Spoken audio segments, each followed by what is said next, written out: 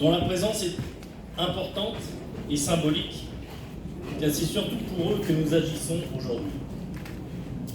La lucidité est la blessure la plus rapprochée du soleil, écrivait René Char. Blessure, lucidité, soleil. Ce sont les trois mots qui ont guidé mes pas dans l'accomplissement de ce projet que nous inaugurons aujourd'hui.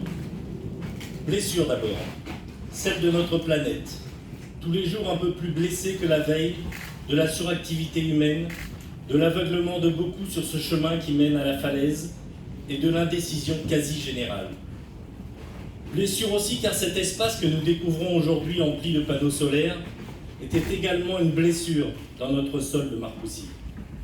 Ici, il y a plusieurs centaines d'années, il y avait une forêt. Les Templiers, installés à quelques centaines de mètres dans leur commanderie du déluge, la main de l'homme déjà, en ont fait arracher les arbres et ont nommé cette terre les Arachis, sur lesquels paissaient leurs moutons ou leurs vaches. Marcoussis est par la suite devenue une terre de maraîchage pour nourrir Versailles d'abord, puis Paris.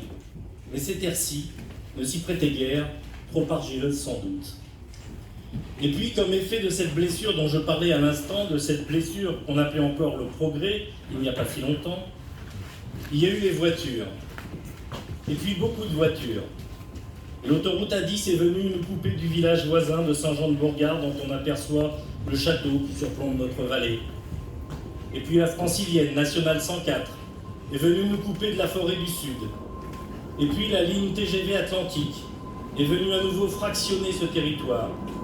Et un long tunnel de Massy à Marcoussis a été construit, dont on peut aussi apercevoir le bout non loin de là, le fameux bout du tunnel. Défriché, déblayé, délaissé, ici au fil du temps s'est déconstruit un territoire pour devenir ce qu'on appelle en urbanisme un délaissé. Un délaissé de qui? De quoi? Un délaissé des projets passés, un territoire enclavé par les aménagements, une vieille chaussette, un ami qui fait tapisserie, un territoire non pensé, non considéré, non révélé. Les amants délaissés n'ont qu'à chercher qui les plaigne, écrit Marivaux dans l'heureux stratagème.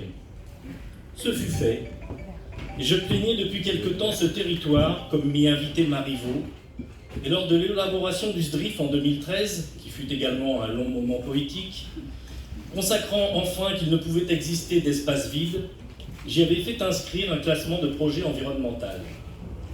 Je ne savais pas trop bien encore quoi, mais ce fut l'effet d'une sorte d'intuition qui parfois peut aussi être masculine. Un beau jour, ou peut-être une nuit, comme le chantait Madame la Ministre, une autre Barbara, alors que j'errais dans les salons du maire, dans le salon des maires, me demandant une fois de plus à quoi pouvait bien servir ce type de rassemblement, à part distribuer des bâtons de marche aux 36 000 maires, je vois qu'il y a des spécialistes, et à faire les chiffres d'affaires de nombreux cabarets parisiens, j'eus une apparition, telle Bernadette Soubirous devant la grotte. C'était un petit stand, blotti dans un coin du grand hall 2 du palais des expositions de la porte de Versailles. Un petit stand discret au fond d'une allée moins passante que celle où trônent dans les néons les très grandes entreprises. Une allée qu'on emprunte pour échapper à la foule, pour accélérer le pas, pour ne pas s'arrêter. Mon œil, cependant, arrêta mon élan.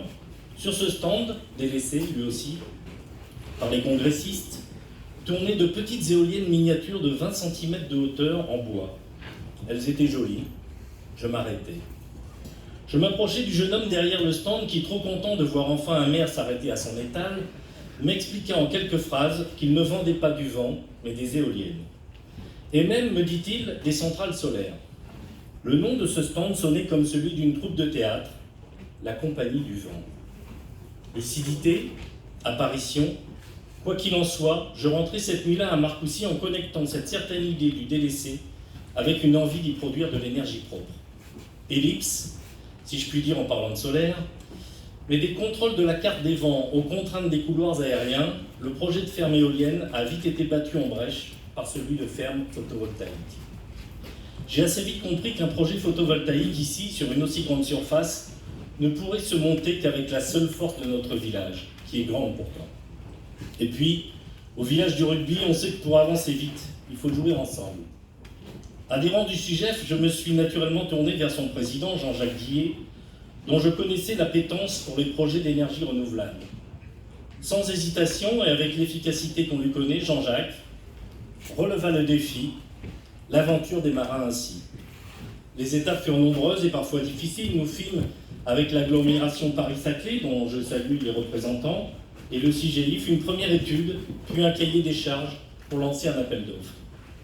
3 candidats répondirent, parmi lesquels la Compagnie du Vent, qui, entre-temps, était devenue une filiale d'Engie, ce qui les fit sûrement, chère Catherine, changer d'aller au Salon des Mers. Ils furent retenus. Merci à vous, Madame la Présidente, de votre présence, bien sûr, mais surtout, à travers elle, de tout le travail fourni par vos équipes, par tous ceux qui nous ont accompagnés, Bastien, Pascal, Iwan, Étienne, Frédéric, Thierry, et leurs équipes, et toutes les entreprises et les ouvriers qui ont œuvré ici pour ce beau résultat. Je veux remercier également les services de l'État, la DDT qui nous a suivis dans toutes les démarches d'urbanisme, et particulièrement le préfet Albertini qui a tout de suite compris l'ampleur de ce projet et qui en a signé le permis de construire.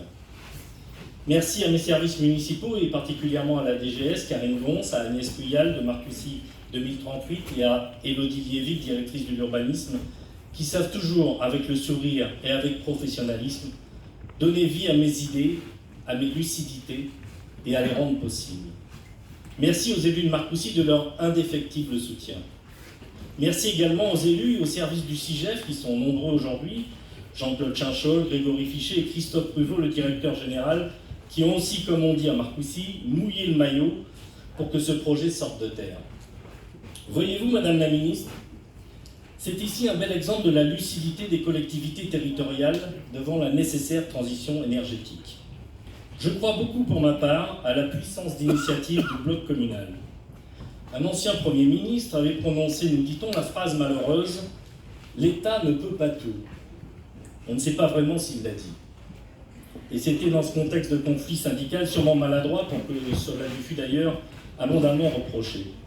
Peut-être eût-il fallu dire « L'État ne peut pas tout, tout seul ». C'est en tout cas l'enseignement que je tire de cette réalisation de fermes photovoltaïques. Lorsqu'on conjugue ensemble les volontés de l'État, du CIGEF, du bloc communal et d'Engie, on parvient vite, dans des délais raisonnables, à des performances probantes. Et depuis, grâce notamment au plan de relance et à leur suivi au plus proche de terrain par les sous-préfets, nous avons d'autres exemples de cette efficacité conjuguée. C'est ensemble que nous pourrons avancer vite vers la nécessaire transition écologique.